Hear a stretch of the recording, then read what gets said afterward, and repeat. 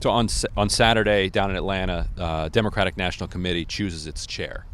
Obviously,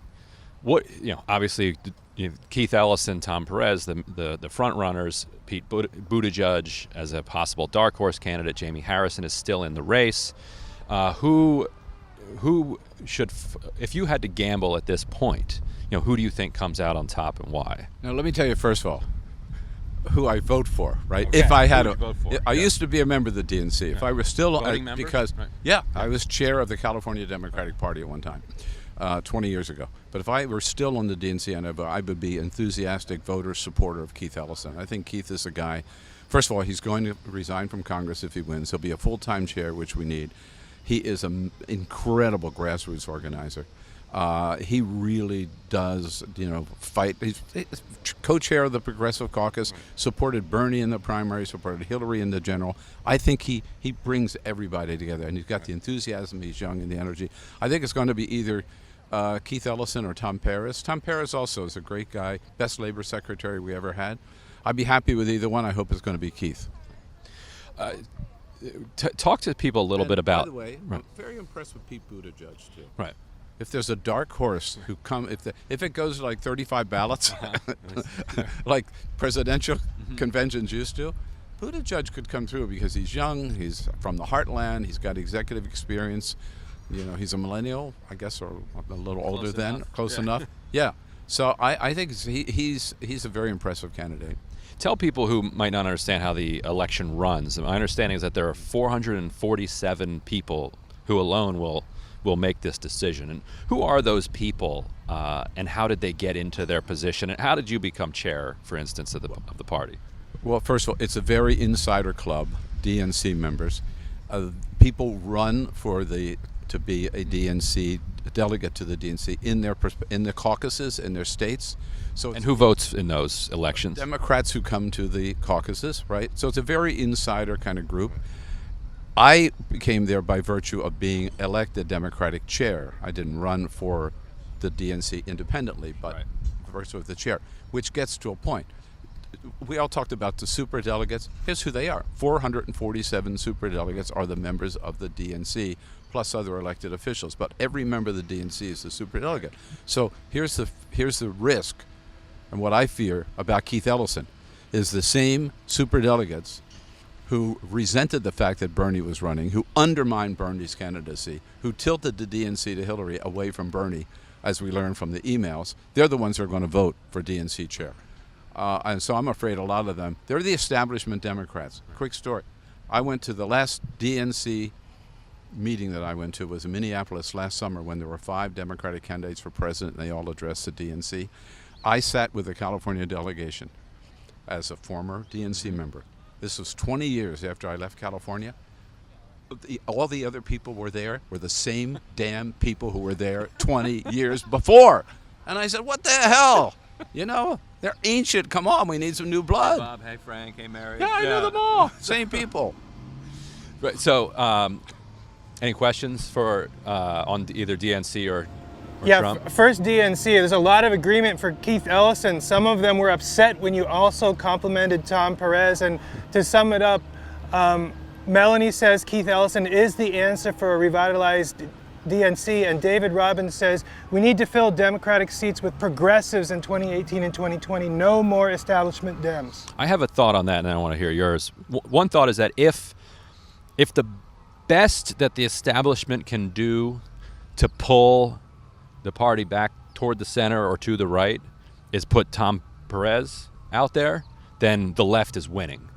Because in any other year, somebody like Tom Perez is the left-wing candidate. And so activists and the Sanders campaign have kind of moved the window to the left of what's possible, so that they couldn't come in with somebody who, like a Debbie Wasserman Schultz or anybody of that political profile. They would have been laughed out even by the 447 establishment figures. So even though it's these same establishment figures, they've been moved far enough that they had to find somebody who's one of the most left cabinet members, though still a cabinet member and an endorsed supporter of Hillary Clinton. Right. Okay. Now I just want to say, I want to make it clear. I am 1,000% for Keith Ellison for a lot of reasons. I just think he would be absolutely the best, and I've done everything I can to support him. At the same time, I don't want to dump on Tom Perez because, look, yeah, he was Obama's labor secretary, which is not a sin even for a progressive. Yes, he supported Hillary. I think he made the wrong choice in the primary. And he is an establishment Democrat, but he's a lefty establishment Democrat. Nobody has fought harder for working men and women, for the minimum wage, for collective bargaining, all down the list than Tom Perez has done. So I think he would do a good job. I just think Keith Ellison would be a whole lot better, and I don't want another establishment Democrat. I want somebody who's going to shake it up, the party up, from top to bottom, and that's Keith Ellison. I think, and I'm curious for folks' take on. Yeah. For example, I go back to the DNC. I'd fire them all, and have a whole new slate of DNC members. For example, I mean, just all new blood come in and have a whole new direction, and focus on state legislative races, and focus on governors' races, and focus on electing Democrats. Start there instead of this. DNC has always been just Washington-centric. It hasn't worked. Okay, Kimberly went there saying we don't need a Muslim, and then there's a response from Amy saying bigotry has no home in the Democratic Party. Right. I think that's the correct response. Yeah. So the one person objected. I'm not sure if it was on Islamophobic grounds or on purely pragmatic political grounds that the party shouldn't be led by a Muslim. Either way, I don't think the question holds up. And the person that followed up said there's no room for bigotry and Islamophobia in the Democratic Party. There has been room for it in the past. Hopefully, there isn't room for it going forward. There are certainly people who won't say it publicly, but are nervous that having a Muslim at the top of the DNC would hurt Democrats at the polls, and I don't think that that's correct. I don't think it's a high-profile enough position for voters who would be moved by that to even know about it. And B, if that's the kind of thing that's going to move you, you weren't voting Democratic in the first place, is my take. I just want to put it this way. I spent the last 2 weeks condemning Donald Trump's Muslim ban. I'm not going to support a Democratic Party Muslim ban. Two questions about the resistance. Kevin Hecht says, do you mean Sam Ronan and the Justice Democrats when you talk about the resistance? And Chris Horton wants to know if you think the town hall protests are helping or hurting hurting progressives. Well, let me just take the second one first. I think these town halls are tremendous. I mean, these Republicans don't know what hit them. And a lot of these guys are people who got elected because of the Tea Party protest, and now that the shoes on the other foot, if you will, right? They're screaming, they're complaining, they're saying these are paid protesters. These aren't paid protesters. Nobody's got enough. Not even the Koch brothers have enough money to pay all of these people to go to all of these town halls. I'll tell you why I say they're working. Look at what's happening to Obamacare already. They were going to repeal it day one. Right. They haven't, and not that the town halls are entirely focused on Obamacare, but mainly, and the Republicans realize now they got a problem on their hands because they don't know what they would replace it with, and they're learning from people, by the way, Republicans and Democrats, that Obamacare is really important to American families, and so that's really caused them to put the brakes on Obamacare. In terms of I could do that one. So Sam Ronan and the Justice Democrats absolutely part of this resistance. And I think it's kind of a two-phase move here for the left if they're going to succeed, or if the opposite, they're going to get squashed and we just become some type of dystopia that is occupied by these folks forever. So there's two states. One is kind of a front of all opposition to Donald Trump and to the Republican Party.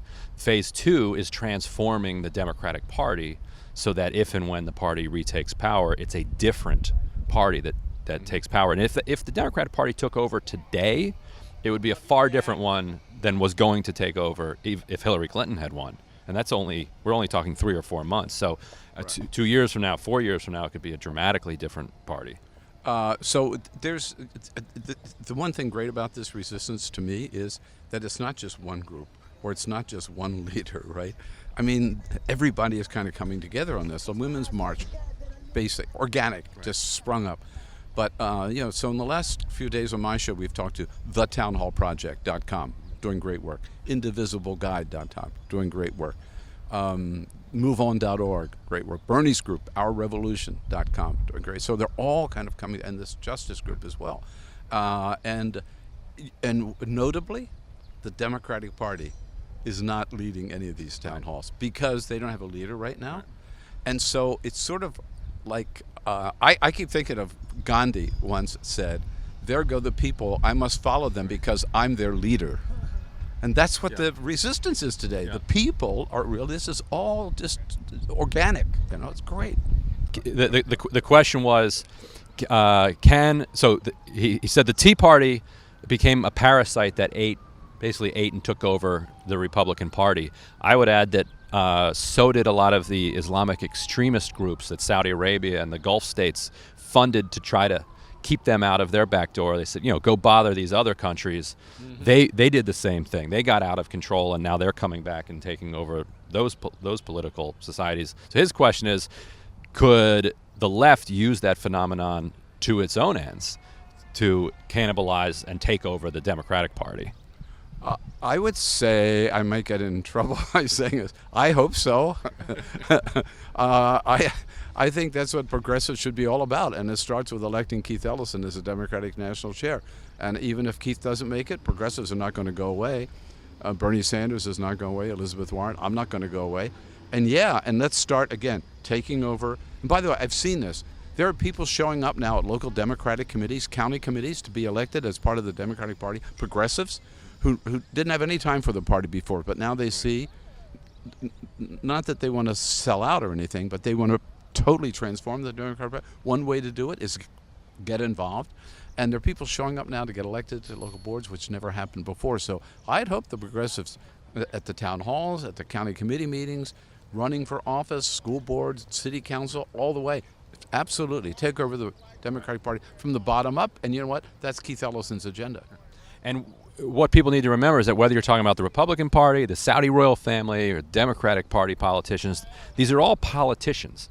And in a lot of ways, they don't have firmly held opinions, which you can criticize them for, or you can use to your advantage. If they don't have firmly held positions, and Walmart comes in and with a big lobbying campaign and an AstroTurf campaign, and says this is how you're going to get reelected by doing this for us, a lot of them are going to do that. If there are marches in the street, if there's small dollars coming into them, and the small dollars are saying, I want you to do this, and this is how you're going to get reelected, most would prefer that. Yeah. No, and again, we're not going to win every battle, but I do think we can stop the repeal of Obamacare. I think we can stop their gutting all of the climate change orders from Obama. I think we can stop their taking a lot of actions that they've bragged about they may want to take just by more and more shows of people strength and voter strength.